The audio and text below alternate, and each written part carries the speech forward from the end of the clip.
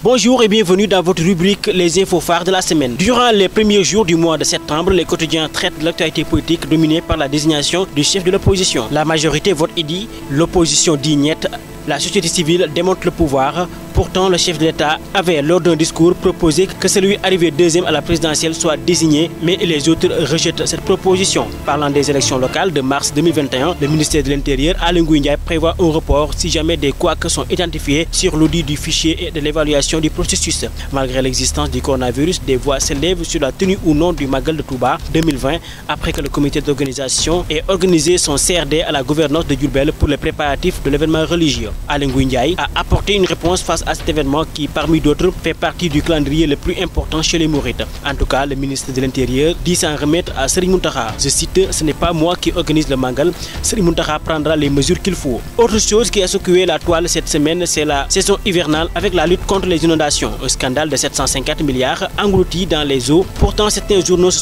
sont intéressés aux propos de Macky Sall en 2012 lorsqu'il lançait un programme censé éradiquer les inondations en 10 ans. Mais 2 ans avant son terme, les inondations sont toujours omniprésente. Autre chose, Maître Moussa Diop, limogé à la société des transports publics Dakar Dem Dikk, il a été remplacé par Omar Boun Khattab Silla. Ce limogeage s'explique par la simple raison que Moustapha Diakhaté Sori Kaba et enfin Maître Moussa Diop s'oppose au 3e mandat de l'actuel président de la République lors de la prochaine élection présidentielle en 2024. Parlons société avec une nouvelle école installée à Dalifort. Une école non pas éducative mais un établissement clandestin d'initiation à la prostitution qui a été démantelé par la brigade des mœurs. 11 personnes ont été arrêtées et confiées aux enquêteurs. Mais à la surprise générale, ce groupe de malfaiteurs ont été tous libérés. Santé, avec l'impact du coronavirus au Sénégal, les acteurs artistiques dénoncent ce qu'ils appellent la lente agonie du monde des arts avec les salles de spectacle qui sont toutes fermées. En tout cas, l'adage du Wolof se confirme en disant « Kui wodo salamigne bon opé raflé », ce qui signifie en français « Pour celui qui se nourrit de la parole, le silence est une misère ».